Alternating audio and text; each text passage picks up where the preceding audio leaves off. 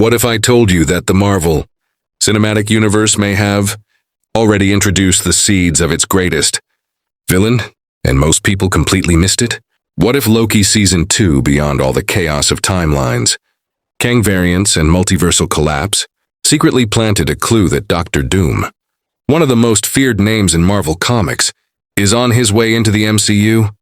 And what if everything we saw with Loki, the TVA, and the mysterious mechanics of time wasn't just setting up Kang the Conqueror, but preparing the stage for someone much darker, someone much more calculated, someone who isn't bound by the same arrogance that destroyed Kang? Think about this. Doom doesn't need the time variance authority.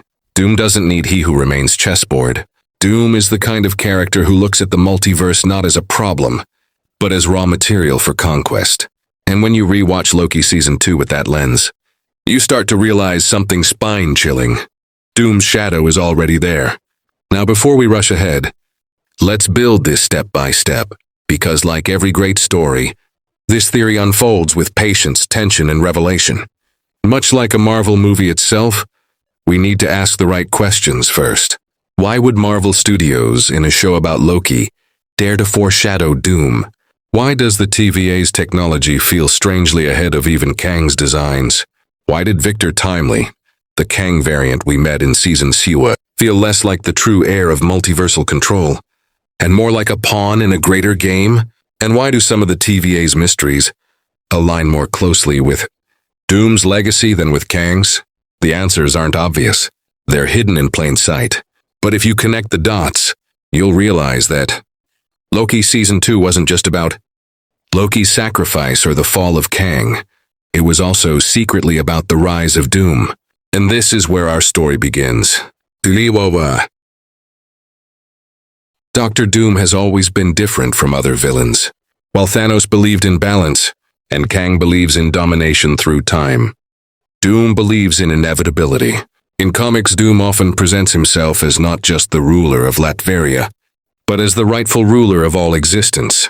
To him, the multiverse isn't chaos, it's destiny, waiting to be organized under his vision. That's why Doom is uniquely positioned as the ultimate antagonist for Marvel's Multiverse Saga. Kang, maybe the advertised villain, the looming conqueror across timelines.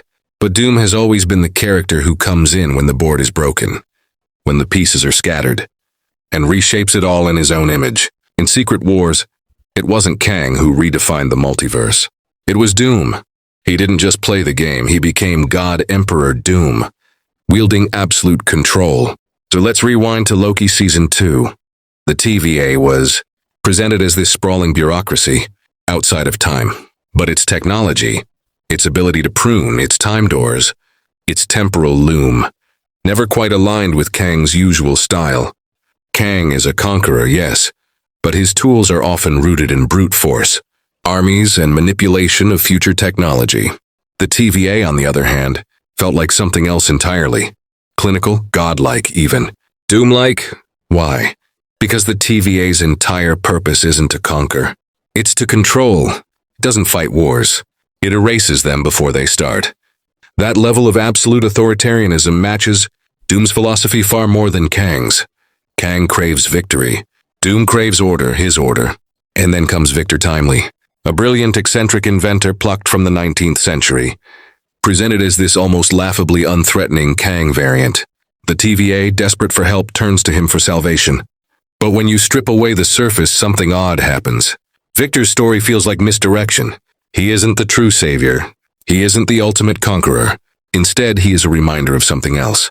That technology, when placed in the wrong or right hands, can elevate a single man to godhood. That's Doom's story. Victor's inventions resemble prototypes, half-formed, incomplete, waiting for someone with far greater vision to seize them. And in the context of Loki Season 2, who would that visionary be? Not another Kang. We've seen Kang fail. We've seen the arrogance of He Who Remains collapse under the weight of his own hubris. What we haven't seen is the man who takes what Kang couldn't control and perfects it. That man is Victor Von Doom. Here's where it gets even more unsettling. Remember the TVA's architecture?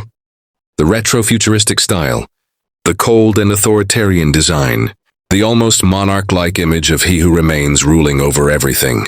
Now take a look at how Doom is depicted in Marvel Comics when he ascends to power.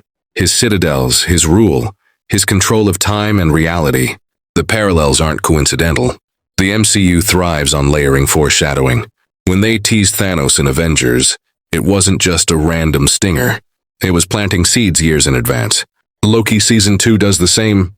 By introducing us to a system of control beyond time, Marvel essentially showed us the sandbox Doom will inherit. Because here's the thing. Kang may have built or exploited the TVA, but Kang is not eternal. His variants fight among themselves, tearing their empire apart. Doom, however, has no equals. He doesn't tolerate them. He eliminates them. That's why Secret Wars in comics wasn't about Kang's dynasty. It was about Doom's dominion. And Loki's finale makes this even clearer. Loki becomes the new god of stories, holding the timelines together, sitting on his throne of eternity. That image wasn't just poetic, it was mythological. Loki ascended to a role that made him both hero and prisoner. But stories have enemies.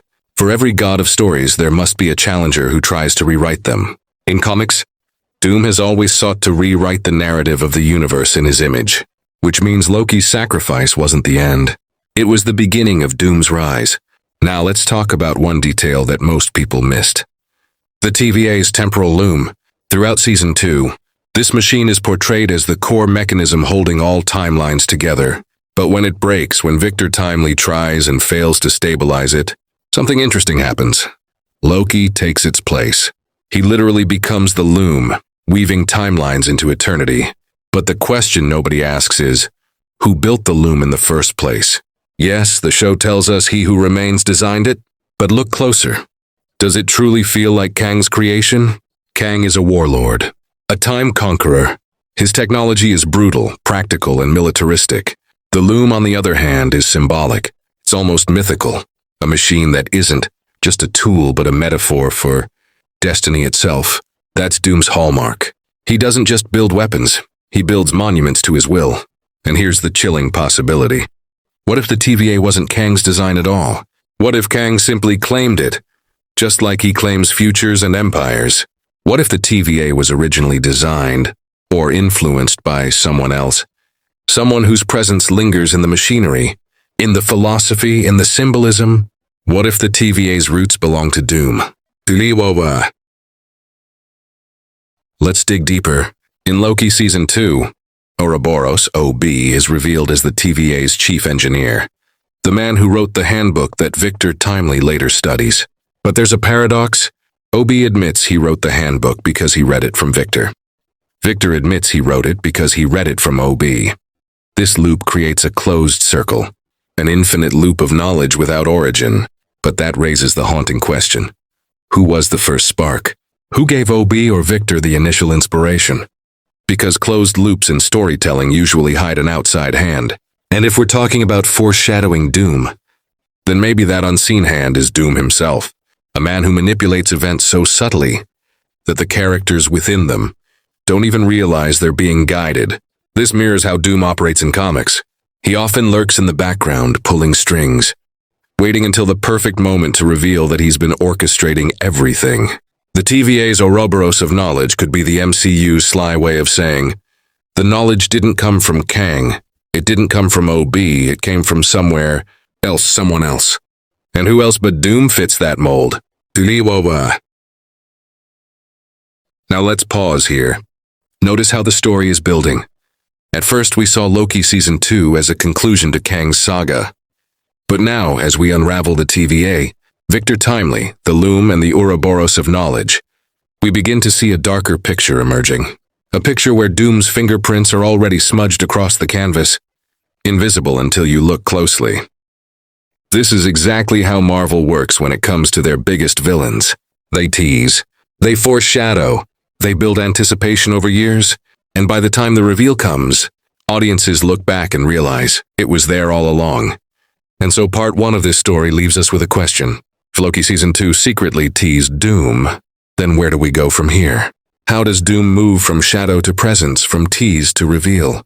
And how will Loki's throne of timelines, Kang's crumbling dynasty, and the TVA's mysteries all converge into the rise of Marvel's greatest villain?